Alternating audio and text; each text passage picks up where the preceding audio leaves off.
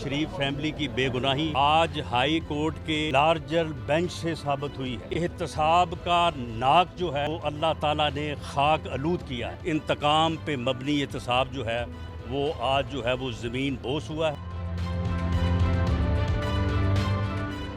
कल ये एक खूनी वाकया हुआ है, 5 लोग जहां बहक हुए हैं। ये खुद कुछ हमला था। 2.5 से 3 lakh social media account Hindustan से खुले हैं इस 8-10 दिन में।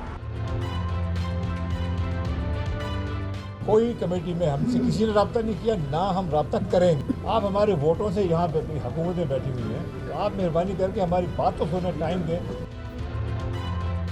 उन वुज़राओं को बनाए नैब के अंदर जो पाकिस्तान की 40% चीनी के मालिक हैं।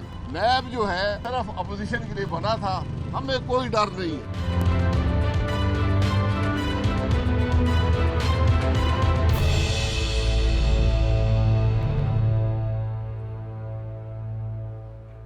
ख़वातीन हज़रात, इफ्तिखार अहमद, सलीम बुखारी साहब, अंजम रशीद साहब और जावेद इकबाल के हमरा आपको प्रोग्राम में खुश आमदीद कहते हैं। आज जिन मामलात पे हम गुफ्तगू करेंगे उनमें सबसे पहला अहम मामला है शहबाज शरीफ की रिहाई के जो परवाने पर दस्तखत कर दिए गए हैं, ज़मानत उनकी मंजूर हो गई है। दूसरी जो अहम स्टोरी है वो कोयटा का गुज़श्ता रोज़ का खुदकश हमला है और महसूस ये होता है कि दहशतगर्दी फिर से सिर उठाने लगी है। तीसरी स्टोरी बड़ी अहम स्टोरी है कि फ्रांसीसी सफ़ीर को नहीं निकाल रहे, वज़रा ने इतराफ़ किया है। और चौथी स्टोरी है वज़ीर-ए-आज़म से जल्द मुलाकात होगी, जहांगीर तरीन को इस्लामाबाद से ग्रीन सिग्नल मिल गया। और आखिर में हम बात करेंगे जो हमारी मईशत वेंटिलेटर पे है, हुकूमत हर रोज़ कर्जा ले रही है, ये असद उमर ने आज कहा है। तो मैं आगाज़ करता हूँ पहली स्टोरी से कि जो रिहाई हुई है ये बड़ी मज़े की बात है। पिछले दिनों उनको ज़मानत मिली, एक जज ने तहरीर नहीं किया, ऑर्डर पे कोई लिखा नहीं, चले गए घर। फिर जाकर उन्होंने कहा कि मैं तो इख्तिलाफी नोट लिख रहा हूँ। आज तक ऐसे वैसे हुआ नहीं कि 3 दिन तक एक जज ने अपने पास चीज़ रखी हो। और ये भी नहीं हुआ कि कोर्ट रूम में आके अनाउंस कर दिया और बिला वजह किसी ने, ऐसा भी नहीं हुआ। अब किसने बिला वजह अनाउंस कराया, क्यों हुआ, वो तो एक अलग कहानी होगी, वो आप पढ़ते रहेंगे अखबारों में, तज़ियों में। लेकिन आज ये हुआ कि ये गालिबन 10वां केस था शहबाज शरीफ के ख़िलाफ़ जिसमें उनको ज़मानत मिली है। काफ़ी बहस वबासा हुआ वहाँ पर ज़मानत पे। जो इनके वकील हैं ताड़ा साहब, उनका नैब का जो प्रोसिक्यूटर है उसे ऑलमोस्ट झगड़ा होते रह गया। नैब के प्रोसिक्यूटर का कहना था कि जो कुछ भी इन्होंने किया है ताड़ा साहब ने, ये तौहीन अदालत के मुताबिक है। जो कुछ ये बयान कर रहे हैं, बात कर रहे हैं और अदालत के हवाले से बात कर रहे हैं, जो गुज़श्ता ज़माने की बात। बहरहाल जज साहब ने उनको रोक दिया कि भाई इस इख्तिलाफी मसले में मत आओ, तुम अपना आर्गूमेंट दो। उन्होंने अपना आर्गूमेंट दिया, जज साहब ने, वो माना नहीं। और अभी है कि फुल बेंच ने दलाइल मुकम्मल होने पर मुख्तसर फैसला सुना दिया है। तो ये 10वां मुकदमा है जिसमें शहबाज शरीफ की ज़मानत हुई है। खान साहब, जो शहबाज शरीफ की इस वक्त रिहाई है, इसकी अगर आप टाइमिंग देखें और इसके आने वाले वक्त में पीडीएम में क्या असरात होंगे और मुस्लिम लीग नून में इसके क्या असरात होंगे, ये एक इंतहाई अहम नुक्ता है। अगर मैं अपने पर्सपेक्टिव में देखूं, मैं ये समझता हूं कि मुस्लिम लीग नून ने जो आगे अग्रेसिव पॉलिटिक्स पे चल रही थी, जो मरियम नवाज शरीफ साहबा ने बहुत अच्छे तरीके से निभाते हुए पार्टी को ग्रास रूट लेवल पे काफ़ी हद तक मुतहर्रक किया और वोट बैंक पे इंक्रीज़ किया। लेकिन उसका एक सर्टन टाइम पीरियड था, वो अब टाइम पीरियड गुजर गया। अब बात आएगी कि पार्टी को कैसे कंसोलिडेट करना है। और इसी पार्टी में अब 2 बयानिए चलेंगे, या अग्रेसिव चलेगा या शहबाज शरीफ साहब का मफाहमाती बयानिया। तो देखने की चीज़ है कि आने वाले वक्त में जो शहबाज शरीफ का बयानिया है वो किस हद तक पार्टी के लिए कारआमद होगा। इसमें एक बहुत इंपॉर्टेंट चीज़ है कि जब से हमजा शहबाज शरीफ साहब रिलीज़ हुए हैं, आपने देखा होगा कि उन्होंने चुप का रोज़ा लगाया हुआ है। जैसे रमज़ान शरीफ चल रहा है, इसी तरह अपने चुप के रोज़े के साथ साथ मरियम नवाज शरीफ साहबा को भी चुप का रोज़ा लग गया है।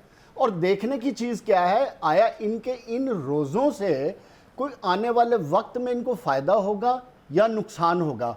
क्योंकि शहबाज शरीफ और मरियम नवाज शरीफ की कोई भी सियासत हो, मुस्लिम लीग नून में बयानिया वही चलेगा जो मियां नवाज शरीफ साहब का होगा। और इसमें देखने की क्या चीज़ है कि क्या मियां नवाज शरीफ लंदन में बैठ के किस बयानिए को और किस लाइन और किस पॉलिसी के तहत पीडीएम को फाल करते हैं और अपनी पार्टी को आगे लेके चलते हैं, जहां ले जाकर, या जो उन्होंने पहले बयानिया लिया था कि वोट को इज्जत दो, उस बयानिए पे चलते हैं या अपने भाई के बयानिए पे। लेकिन एक बात ज़रूर है कि शहबाज शरीफ उसी बयानिए पे चलेंगे जो नवाज शरीफ साहब का बयानिया होगा। अच्छा, इसमें सलीम बुखारी साहब, आपने एक ख़बर ब्रेक की थी कि पिछले हफ्ते शहबाज शरीफ की रिहाई से हफ्ता पहले मुक़्तदिर अफराद जेल के अंदर सरेआम फाटक खुलवा के उन्होंने शहबाज शरीफ से मुलाकात की, यानी मामला तय किए। तो शहबाज शरीफ मामला तय होने के बाद रिहा हुए हैं, इसमें तो कोई शक नहीं है ना। दूसरी बात यह है कि शहबाज शरीफ अगर मामला तय करके बाहर आए हैं, नवाज शरीफ का बयानिया और मियाँ नवाज शरीफ का बयानिया जो है ये दो मुख्तलिफ बयानिया हैं। मियाँ नवाज शरीफ जो हैं वो इदारों पे इल्ज़ाम तराशी कर रहे हैं और वो कह रहे हैं कि इदारों ने इंतखाबात में धांधली करके इमरान खान को जिताया, जबकि शहबाज शरीफ साहब इदारों के बारे में बहुत सॉफ्ट है, बल्कि उनकी हिमायत चाहते हैं। और जो मुस्लिम लीग नून की पुरानी 40 साल तारीख है कि वो इदारों के साथ मिल के वो इलेक्शन चोरी करते रहे, इस दफ़ा वो कहते हैं कि हमने इलेक्शन नहीं चोरी किए, इस दफ़ा इलेक्शन जो है वो इमरान खान ने चोरी किए। लेकिन शहबाज शरीफ ये भी नहीं कहते। अब इसका मतलब ये है कि ये अगर तय करके बाहर रिहा हुए हैं तो अब मुस्लिम लीग नून का बयानिया जो है वो नवाज शरीफ का बयानिया नहीं होगा, बल्कि शहबाज शरीफ का बयानिया होगा। और अब ये पुरानी नौकरी पे वापस आ जाएंगे और अब ये इदारों के साथ मिलकर जो है वो खेलेंगे। और मुमकिन है इसमें पीपल्स पार्टी को ये टफ टाइम दे, क्योंकि पीपल्स पार्टी का बयानिया तो मुसलसल 40 साल का बयानिया है। अच्छा, अब दूसरी बात यह है, क्या हाईकोर्ट ने जमानत ली है, बरी नहीं किया, बल्कि इल्ज़ाम यह है कि 1990 में शहबाज के पास 21 लाख रुपए असासे थे, आज जो है वो 7 अरब से ज़्यादा के असासे हैं। लेकिन शहबाज शरीफ के पास इसका कोई सबूत नहीं है कि ये कैसे बने।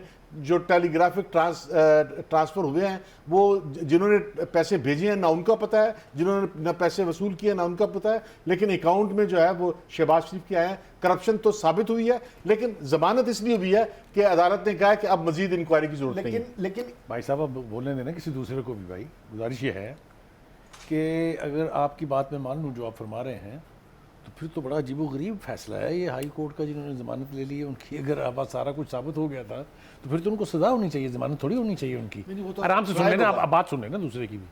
पहली बात तो ये है, मैं समझता हूँ कि लाहौर हाई कोर्ट के आज के फैसले से जो थोड़ा बहुत एतमाद जो है कंप्रोमाइज़ हुआ था पहले 2 जजेस के फैसले से, वो बहाल हुआ है।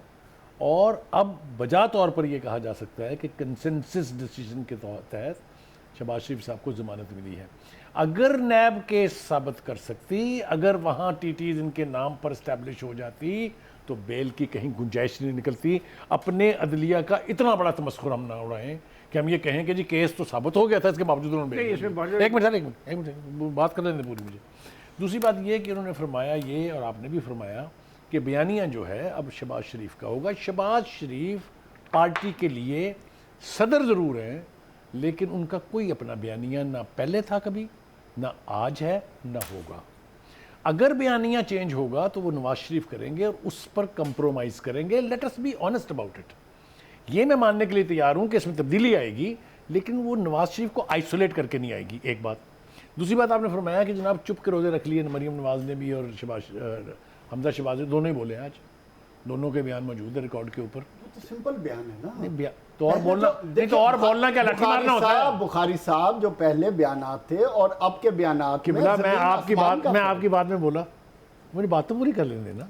दूसरी बात, जो एक तासुर है गुड कॉप और बैड कॉप का, वो PMLN में अब चलेगा कि बयानिया नवाज शरीफ का रहेगा, लेकिन माउथ पीस या फेस पार्टी का जो है वो शहबाज शरीफ साहब हो जाएंगे।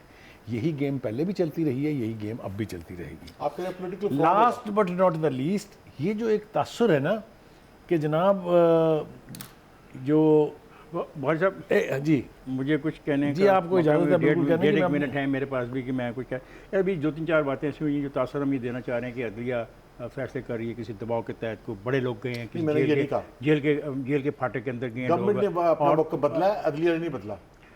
जेल के फाटक में लोग अंदर गए हैं, उसके बाद ऐसा फैसला आया। अब ये सवाल है कि ये 10वां मुकदमा था, तो इससे पहले भी वो 9 मुकदमों में जेल के फाटक खुलते रहे और बड़े लोग जाते रहे। मैं नहीं मानता, मुझे अब ट्रस्ट है अपनी जुडिशरी के ऊपर, मुझे अपनी जुडिशरी पर मुझे ट्रस्ट है। और मैं ना किसी की खबर को गलत साबित कर रहा हूँ, ना मैं किसी को चैलेंज कर रहा हूँ। समझ आई, सलीम बुखारी की खबर एक हवाले से है, लेकिन मैं 9 ज़मानतों की बात कर रहा हूँ और मैं पूरी कॉन्टीन्यूटी में बात कर रहा हूँ। कुछ साबित नहीं कर सकी नैब के पास केसेस ज़रूर होंगे, फाइलें ज़रूर होंगी, लेकिन साबित भी तो करना है। ये तो नहीं कि आप इल्ज़ाम लगा दें और आगे ट्रायल में साबित हो जाएगा ना, जब ट्रायल होगा, शुरू होगा जावेद, ना। हमने ट्रायल की मुखालफत नहीं की जी सर, हम ट्रायल की मुखालफत नहीं करते, जमानत लेकिन करने किसी के आदमी को गैर मुअय्यन अरसे के लिए आप जेल में रख सकते हैं। Not at all. मैं कब कहा है? मैंने कहा कन्विक्टेड नहीं है, या मैंने कहा कि वो बरी हो गया? मैंने तो ये कहा जमानत दी। और उस पर भी मैंने एक लफ्ज़ बोला, शायद आपने गौर नहीं किया। मैंने ये कहा कि मुख्तसर फैसला सुना है, मुझे नहीं पता फुल फैसले में क्या क्या पॉइंट्स आते हैं। बहरहाल एक नया बाब मेरे ख्याल शुरू होने लगा है पंजाब में, पाकिस्तान की सियासत में, और जिस तरह बुखारी साहब ने एक्सप्लेन किया, बहुत इंपॉर्टेंट है कि क्या दोनों भाइयों के बयानिए एक जैसे हैं, नहीं हैं, तो अंडरस्टैंडिंग की रीजंस क्या है, अंडरस्टैंडिंग की बुनियाद क्या है, ये आने वाले दिनों में देखना होगा। और अंजुम ने कहा पीपल्स पार्टी के खिलाफ ये एक बहुत इफेक्टिव रोलर है। मैं जा रहा हूँ ब्रेक पे, जाएगा नहीं, मेरे साथ सहिएगा।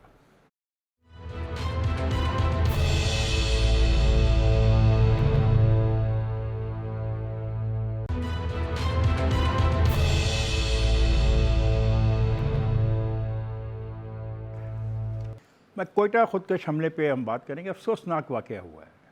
अब सरीना जैसा होटल जिसको बैनुल-अक़वामी एक पोजीशन है, उसकी हैसियत है, वहाँ पे सिक्योरिटी का ऐसा इंतज़ाम है, उसको समझा जाता है कि तमाम चीज़ों को उन्होंने देखभाल की होगी। पूरा शहर है, हर नाके पे इन लोगों को जलील किया जाता है, बोने उठा के देखे जाते हैं, गाड़ी से कहा जाता है नीचे उतर के आओ, तलाशी दो।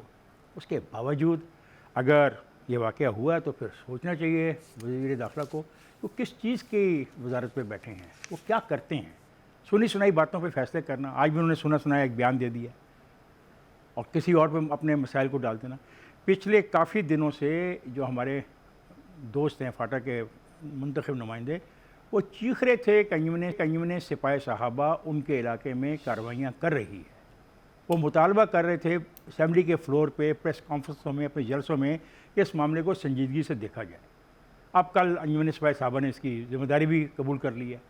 अब मुझे समझ नहीं आती मैं शेख रशीद साहब की बात मानूँ या अंजुमन सिपाही साहबा ने जो बयान जारी किया उसकी बात मानूँ, या उस वाक़े को देखूँ जितना अफसोस है। खुदा न खास्ता अगर चाइना के एम्बेसडर्स को तो वहाँ मौजूद होते और उनको या उनकी टीम के किसी रुकन को भी कोई नुकसान पहुँच जाता, तो आप अंदाज़ा नहीं कर सकते कि उसका कितना बड़ा नुकसान था, हम कितनी बुरी तरह ख़राब होते पूरी दुनिया के अंदर। तो मैं समझता हूँ ये वक्त आ गया कि हमें सच की तरफ जाना चाहिए। अगर ये लोग कर रहे हैं तो फिर आप क्या कर रहे हैं? इतनी बड़ी आपके पास एजेंसीज़ हैं, आपके पास ट्रुप्स हैं, आपने शहर के अंदर लोगों को जीना हराम किया हुआ है, इस काल में कि लोग आके हिंदुस्तान के लोग ना आ जाएं। एक मिनट मैं बात खत्म करूँ।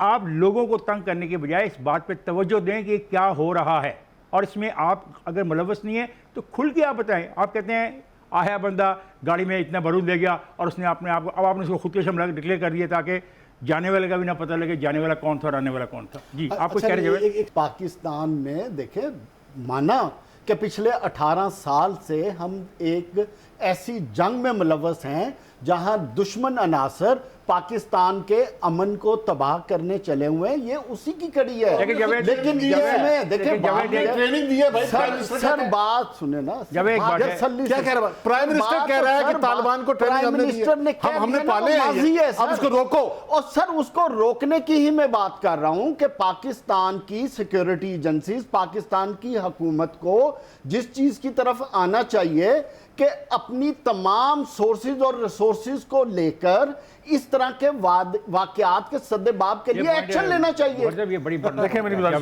मैं ये बात कर रहा हूं ताकि सिर्फ एक मिनट, ताकि बड़ी मुश्किल से पाकिस्तान में अमन बहाल हुआ था, पाकिस्तान की इकोनॉमी चलना शुरू हुई थी, ताकि वो एक स्मूथ तरीके से चलना शुरू हो जाए। बहुत आप ठीक कह रहे हैं। देखिए गुजारिश ये है, इसके एक एस्पेक्ट और है जिसकी तरफ हम तवज्जो नहीं दे रहे हैं। मेरी ये ख्वाहिश है कि उस पर बात की जाए। बलूचिस्तान एक बैटल ग्राउंड रहा है for various reasons.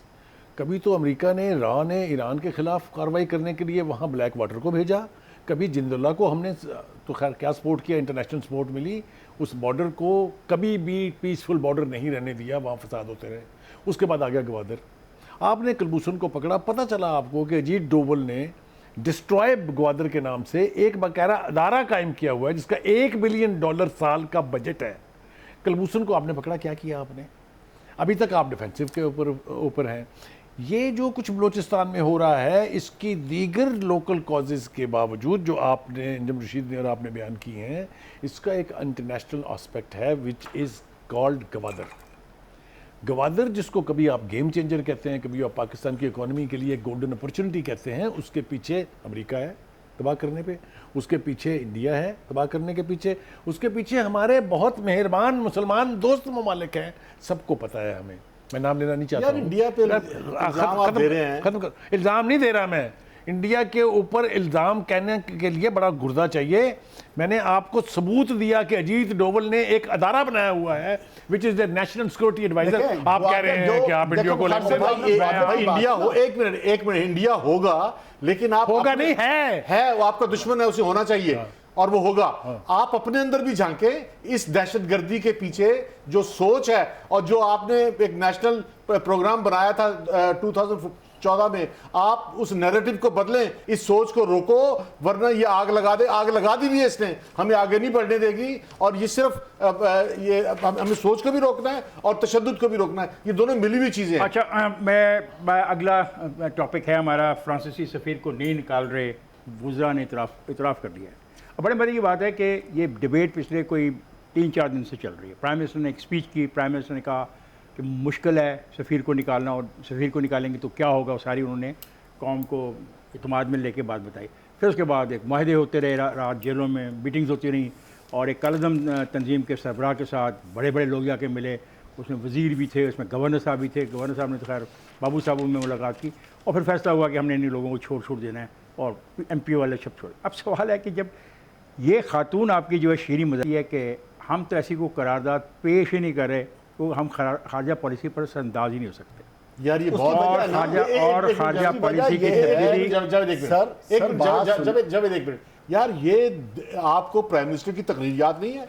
Prime minister ने बहुत क्लियरली कहा था कि हम फ्रांस का सफीर नहीं भेजेंगे, और इसी तरह से पूरा यूरोप अगर हमारे खिलाफ इकट्ठा हो गया तो पाकिस्तान दिवालिया हो जाएगा। आपने एक रेजोल्यूशन पेश कर दिया है असेंबली में, उसकी आज जस्टिफिकेशन दी गई कि हमारा कोई तल्लक नहीं है, वो प्राइवेट मेंबर ने पेश किया है। एक मुजरा कह रहे हैं कि हम उसको निकालेंगे नहीं। मैं ये जानना चाहता हूँ असल में मामला है क्या आप निकाल रहे हैं, नहीं निकाल सकते, तो अगर आप नहीं निकाल सकते तो ये सारी खेल क्या रही है वो। और एक जो इतना बड़ा बहरान आया 8-10 दिन लाहौर में ख़ास तौर पे और पूरे पाकिस्तान में, उसका नतीजा क्या होगा मैं इतना जानता हूँ, मेरे से को चलेंगे। और ये लोग जो हमारे मुझे देख रहे हैं वो भी ये जानना चाहते हैं। जैसे अंजुम साहब ने बात की, आपने बात की, प्राइम मिनिस्टर की स्पीच का हवाला दिया, मिनिस्टर्स के हवाला दिया, उससे आपको क्लियर हो जाना चाहिए पाकिस्तान की फॉरेन पॉलिसी में ये कहीं नहीं शामिल कि पाकिस्तान एक ऐसे एम्बेसडर को पाकिस्तान से निकाल देगा। उसकी वजह यह है, उसकी मेन रीज़न यह है कि पाकिस्तान ने इंटरनेशनली स्टैंड करना है। पाकिस्तान अपने आप को इंटरनेशनली आइसोलेट नहीं कर सकता। पाकिस्तान के रीजनल और इंटरनेशनल इंटरेस्ट हैं, आपने उनको लेके बैलेंस करके आपने वो रेजोल्यूशन पार्लियामेंट में दे दी ताकि पार्लियामेंट उसका फैसला करे। सिंपल सी गुजारिश है। एक तो ये कि मैं प्राइम मिनिस्टर की पहले भी तारीफ़ कर चुका हूँ, फिर दोबारा रिपीट कर रहा हूँ कि जो उन्होंने तकरीर की थी एड्रेस टू द नेशन, उसमें उन्होंने कैटेगोरिकली पॉलिसी स्टेटमेंट दे दिया था कि किसी सफ़ीर को निकालने के ना हम हक में हैं ना वो पाकिस्तान के मुफाद में है। एक तो ये कि प्राइम मिनिस्टर बस categorically clear in his mind, हालांकि उस वक्त प्रेशर मौजूद था, फाइनल एग्रीमेंट हुआ था। असल बात क्या है? असल बात यह है कि हमारी टोटल इकॉनमी का दारोमदार जो है वो यूरोपीय यूनियन पे है। फ्रांस यूरोपीय यूनियन का मेंबर है। एक एम्बेसडर के खिलाफ अगर आप इस तरह की तादीबी या एडमिनिस्ट्रेटिव एक्शन लेंगे तो उसके ऊपर पूरा यूरोप रिएक्ट करेगा, इसके बारे में कोई भाम नहीं होना चाहिए। इसीलिए प्राइम मिनिस्टर ने अपनी उसी तकरीर में साथ ये बताया कि इसके नुकसानात क्या होंगे। इकॉनमी के हवाले से भी उन्होंने बताया, उन्होंने ये भी बताया कितनी परसेंटेज हमारी जो है वो यूरोपीय ममालिक के साथ है। इसको सामने रखते हुए इस इशू के ऊपर वुज़रा को बयानबाजी से बात रहना चाहिए। जब प्राइम मिनिस्टर किसी इशू के ऊपर बोल देता है तो फिर उसके बाद वुज़रा के ऊपर को कंट्रोवर्शियल स्टेटमेंट्स नहीं देने चाहिए, बिलावजह वज़ाहतें नहीं पेश करनी चाहिए। और दूसरी बात यह कि हमारी सियासी क़यादत को भी चाहिए कि वो इस हवाले से खुदा के लिए जिम्मेदारी का सबूत दें। एक बात कि इंतहा पसंदों को अगर किसी तरह से इंतहा पसंदी ख़त्म करने के लिए अगर करारदाद आ गई है तो कोई फ़र्क नहीं पड़ता। It is good. जी ख्वातीन हज़रात, मुझे ब्रेक पे जाना है, हम ब्रेक पे जा रहे हैं। ब्रेक से वापस आएंगे तो ये प्रोग्राम जारी रहेगा, जाएगा नहीं, हमारे साथ रहिएगा।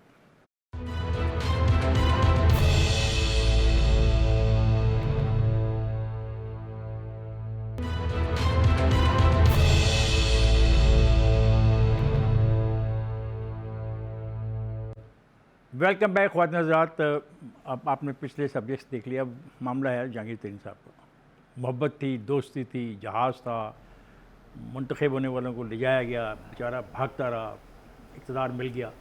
फिर इक़्तिदार भी एक ऐसी चीज़ होती है जिसमें दूरियां आ जाती हैं, और फिर दूरियां जिस तरह अंजम रशीद साहब पिछले प्रोग्राम में हम कह रहे थे असूली दूरी है। ये तो प्राइम मिनिस्टर बहुत सही काम कर रहे हैं। अगर वो जहांगीर तरीन को सज़ा नहीं देंगे तो फिर आसिफ ज़रदारी या मियां नवाज़ शरीफ या दूसरे लोगों को कैसे सज़ा मिलेगी, उनको बड़ा भला हम कैसे कहेंगे। तो उसके रवैये में चल रहा है। लेकिन साथ ही जहांगीर तरीन ने ये साबित करने की कोशिश की कि मेरे पास ताकत है, मेरे पास पावर है, पार्लियामेंट जमहूरियत में वोट चाहिए, वोट मेरे पास हैं।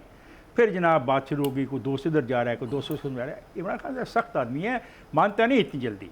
लेकिन ये प्राइम मिनिस्टर, नहीं, हम मानते हैं नहीं, वो प्राइम मिनिस्टर। तो वो उसने कहा कि अच्छा मैं देखता हूँ, हाँ मिल लेना, मिल लेंगे। तो जहांगीर तरीन ने कहा कि हमारे दरमियान दूरियां नहीं हैं। तो ये अच्छी बात है, बहुत अच्छी बात है। जहांगीर तरीन साहब भी ना बहुत समझदार सियासतदान है, बड़े सिर्फ सियासतदान भी, बिजनेसमैन भी।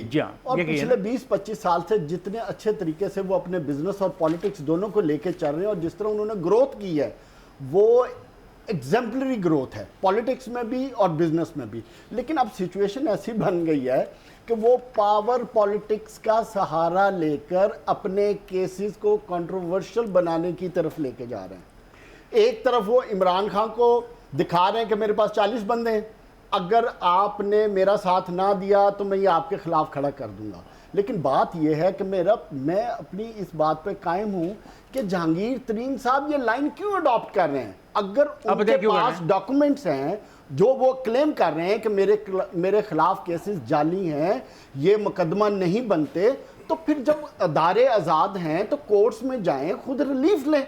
फिर क्यों पावर पॉलिटिक्स में आके लोगों को यूज करके हुकूमत को ब्लैकमेल करने की और प्राइम मिनिस्टर को मजबूर कर रहे हैं कि आप प्रेशर ग्रुप में आके जो मैं कह रहा हूं मेरे मुताबिक चलें। अच्छा जी, गुजारिश ये है जो आपने फरमाया वो अपनी जगह दुरुस्त है।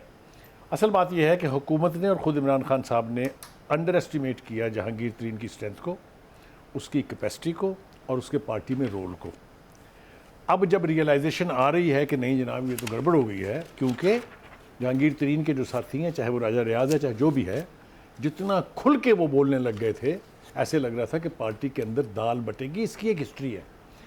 ये पीटीआई वाहद जमात है जिसके अपने अंदर 5 पावर ब्लॉक्स हैं, हम में से सब जानते हैं। हर पार्टी में होते हैं? नहीं, किसी पार्टी में इतने नहीं होते। पीएमएल में बताएं कितने ग्रुप हैं, पीपल्स पार्टी में बताएं कितने ग्रुप हैं। ओ यार ना करो ना यार, रियलिटी इज रियलिटी यार। एक पार्टी के अंदर 5 पावर बेसेस हैं। चौधरी सरवर 1 है, हलीम खान 2 है, परवेज इलाही 3 है, शाह महमूद कुरैशी 4 है, शाह महमूद और चौधरी सरवर एक ही ग्रुप के बंदे हैं। जहांगीर तरीन 1 है। अब जहां इतने पावर ग्रुप्स एक पार्टी में होंगे वहां इस तरह की सूरत हाल पैदा होगी, खामखा होगी। इसलिए कि जहांगीर तरीन साहब का ख्याल ये था, जैसा कि आपने भी कहा, कि वो जहाज़ भी था उनका, वो पार्टी के लिए लोग भी लेके आए जिन्होंने ज्वाइन किया, उन्होंने हुकूमत पंजाब में भी बनवाई, सेंटर में बनवाई। ये फैक्ट्स हैं, किसी के भूले हुए नहीं हैं। ऐसे बंदे को अगर आप रेडिक्यूल करेंगे या with movement of a pen आप समझेंगे कि उसको फारग कर देंगे, इमरान खान साहब जितने बड़े बासूल मर्जी अच्छा, लेकिन ऐसा होता नहीं। एक बात सलीम बुखारी साहब, जो वोट बैंक है, जिस तरह मियां नवाज शरीफ के पास है मुस्लिम लीग नून का वोट बैंक, जिस तरह जो है वो भुट्टो फैमिली के पास है पीपल्स पार्टी का वोट बैंक, जिस तरह इसी तरह से जो तहरीक इंसाफ का वोट बैंक है वो एक शख्स के पास है। एतराजी जुमला, एक शख्स अगर ये बात मैं आपकी मान लूं तो ना 20 इंडिपेंडेंट शामिल करने की जरूरत थी, ना इलेक्टेबल्स अपनी पार्टी में लाने। वो एक अलग सिनेरियो है। ये क्या बात है, अकेला वोट बैंक? फिर इस वोट बैंक की बात कर रहे हैं हम।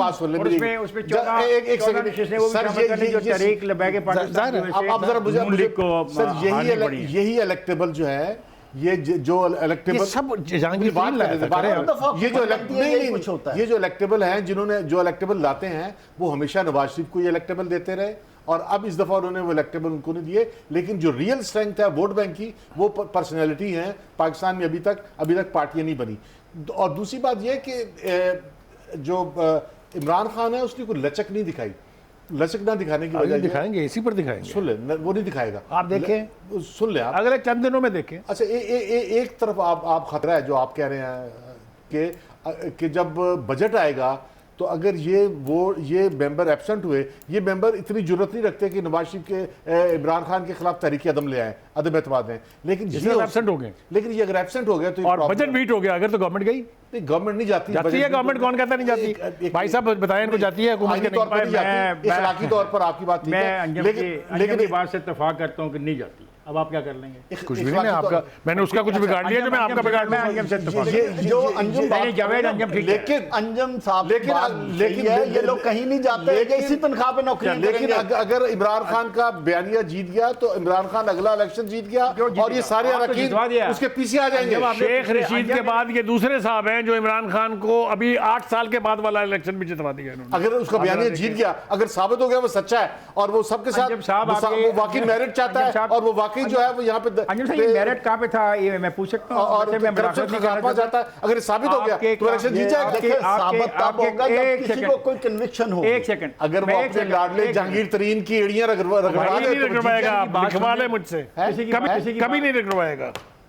ये सुलह हुई लो अगले 2-3 दिन। अच्छा यार एक मिनट ठहरो, जो कुछ हो रहा है आप सुन रहे हैं और मैं भी इसमें अपनी इनपुट देना चाहता हूँ कि 7 जून का ये कमीशन की रिपोर्ट आई है। जुलाई, अगस्त, सितंबर, अक्टूबर, नवंबर, दिसंबर, जनवरी, फरवरी, मार्च, अप्रैल, 10 महीने तो हो गए हैं। तो अपनी ये तेज़ी आ रही है, तो ये बस एक आधी मुलाकात की जरूरत है। केस तो चलते रहेंगे, ये नहीं कहा कि केस वापस हो जाए, जिस तरह ये केस वापस मैरिज की बात करते हैं। 11 महीने कमीशन की रिपोर्ट के ऊपर आपकी बात ठीक है कि पीछे राब्ते इनके बहाल हैं, ये चल रही है, लेकिन किसी एक पॉइंट पे इन्होंने इकट्ठे हो जाना है। लेकिन उसमें देखने की चीज है कि बयानिया जहांगीर तरीन का जीतेगा या इमरान खान का। अभी ये बात क्लियर नहीं है, लेकिन ये हमारी अपनी असेसमेंट है। इमरान खान कंप्रोमाइज नहीं करेंगे इतनी जल्दी जिस तरह जहांगीर तरीन साहब चाहते हैं। तो फिर मिलने की बात ही नहीं करनी चाहिए, लेकिन मिल के के लिए रहे हैं बुखारी साहब और जावेद साहब मेल मुलाकात जाएगा नहीं, ख्वाजा में जा रहा ब्रेक पे जाएगा नहीं, मेरे साथ रहिएगा।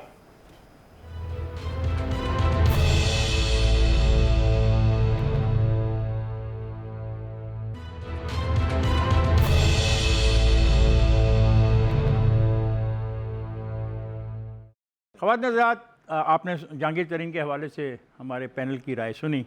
आप बेहतर जज हैं, आप बेहतर फैसला कर सकते हैं कि जहांगीर तरीन ठीक कर रहे हैं, इमरान खान साहब ठीक कर रहे हैं। और ये जो पैसा कमाना और दौलत कमाना, जब आप फ्री मार्केट इकॉनमी को भी चला रहे हों, आप लोगों को पाबंद भी करने कुछ समझ नहीं आ रही। बहरहाल वक्त बताएगा क्या मामला हैं और कैसे तय होंगे। अब हमारी अगली स्टोरी जो है वो इसी से इक़्तिसादियात से तल्लुक़ रखती है। अभी असद उमर साहब ने कहा है कि हम जो है मजबूत इक़्तिसादी ढांचा आपको दे के जाएंगे, हम बहुत अच्छा काम कर रहे हैं। लेकिन उन्होंने ये भी कहा कि हम रोज़मर्रा पर हमें कर्ज़ देना पड़ता है। अब ये क्यों लेना पड़ता है, कैसे लेना पड़ता है? मेरे साथ बहुत मोअज़्ज़ज़ पैनल है और ये मेरे दोस्त जो हैं मुझसे ज़्यादा बेहतर जानते हैं, मैं उन पर छोड़ दूँगा। मैं तो सिर्फ ये कहूँगा कि उन्होंने एक अजीब बात कही। उन्होंने कहा कि 1960 की दहाई में हमने देखा कि शरह नमू बहुत ज़्यादा थी, मगर मुल्क 2 टुकड़े हो गया। मुझे कुछ समझ नहीं आई कि वो इसमें क्या कहना चाह रहे हैं। और आगे जाके उन्होंने फिर यकदम बलूचिस्तान को रेफ़र किया और कहा कि डेरा बुगटी से गैस निकाल कर मुल्क के मुख्तलिफ़ हिस्सों में हमने फराम की और डेरा बुगटी को गैस ही नहीं मिली, तो फिर बताएं बलूचिस्तान के अंदर क्या होगा। मतलब वो जो बलोच नेशनलिस्ट की जो अप्रोच है, जो उनका फंडामेंटल स्लोगन है, उसको असद उमर साहब ने बड़े अच्छे तरीके से सपोर्ट किया।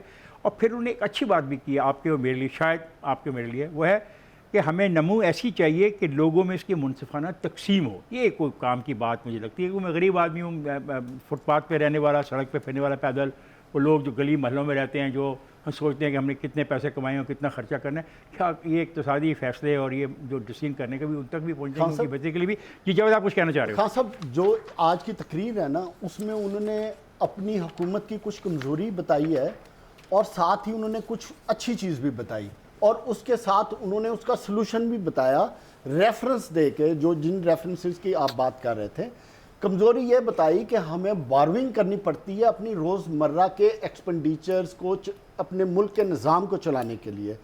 अच्छी चीज़ क्या बताई कि हमने 3 साल के अंदर मैक्रो लेवल पे अपने सिस्टम्स को और अपनी इकॉनमी को उस लेवल पे ले आए कि जहां हम अपनी जीडीपी ग्रोथ को एक्सेलरेट कर सकें। उन्होंने माजी का रेफरेंस इसलिए दिया कि माजी में जो फेडरल के वसाइल होते थे वो मुनसिफाना तौर पे तकसीम नहीं होते थे। अब सिचुएशन ये है कि वो कहना ये चाहते हैं कि हमने फेडरल के सोर्सेज एंड रिसोर्सेज को मुनसफाना तकसीम फाटा से लेके कराची तक, हम डेवलपमेंट फंड भी उसी तरीके से करना चाह रहे हैं। हम अपनी इकोनॉमी को जब उस लेवल पे लेके जाएंगे तो ऑटोमेटिकली हमारी जीडीपी ग्रोथ बढ़ जाएगी। जब जीडीपी ग्रोथ बढ़ जाएगी तो ऑटोमेटिकली मुल्क से इन्फ्लेशन और गुर्बत खत्म होना शुरू हो जावेद साहब, जाएगी। जो ये आपने पॉजिटिव पॉइंट्स जो हाईलाइट किए हैं, काश ये उमर साहब ने भी कहा होता। उन्होंने मैंने बड़े गौर खौस से उसकी तकरीर सुनी है, क्योंकि आप एक पॉजिटिव आदमी हैं और पॉजिटिव अप्रोच होनी चाहिए, ठीक है, अंडरस्टैंडेबल है। जो मैं इस हवाले से बात करना चाहता हूँ वो ये कि असद उमर साहब खुद वज़ीर ख़जाना रहे, फिर वो इकनॉमिक डिवीज़न के इंचार्ज रहे।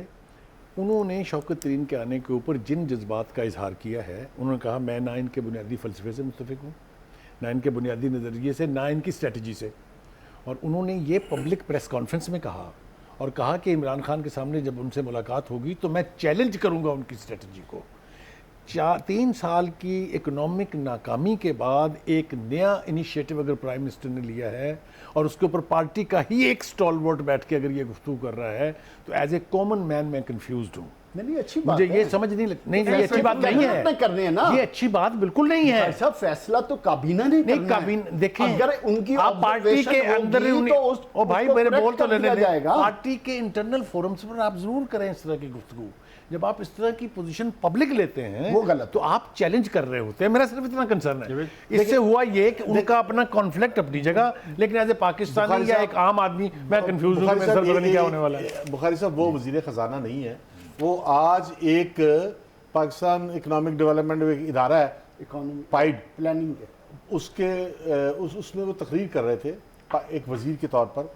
एक बड़ी अच्छी बात ये आज की तकरीर नहीं है, परसों की है। हाँ, उसी की तकरीर कर रहे थे। तो ये एक जो पॉजिटिव बात इसमें ये नज़र आई है कि वो उनको, इस गवर्नमेंट को पता है कि जो इकोनॉमिक ग्रोथ है, जो तरक्की है, उसका तमाम पाकिस्तान के इलाकों और तमाम तबकों तक उसका मुसावी नहीं तो किसी हद तक जो है वो असरात उसी सूरत में कि वो टारगेट अचीव हो जाए जो 7% का उन्होंने कहा है। अभी तो हम मुश्किल से नेगेटिविटी में से निकले हैं। उसके लिए उन्होंने क्या दिया ना, मैक्रो लेवल पे हमने होमवर्क कर लिया है। सुन तो ले भाई, ये उसकी बात नहीं कर रहे। अगर 6% ग्रोथ है या 2% ग्रोथ, तो 2% कोयटा बलूचिस्तान भी जाए और 2% जो है वो खैबर पख्तूनख्वा में भी हो, पंजाब में भी हो। एक फिर दूसरा ये कि जिस सिर्फ अपर क्लास जो है, एलीट क्लास जो है, सारे बेनिफिट वो ना ले ले, जो मिडिल क्लास को भी जाए और लोअर मिडिल क्लास को भी जाए। ये तो एक पॉजिटिव पॉलिसी है।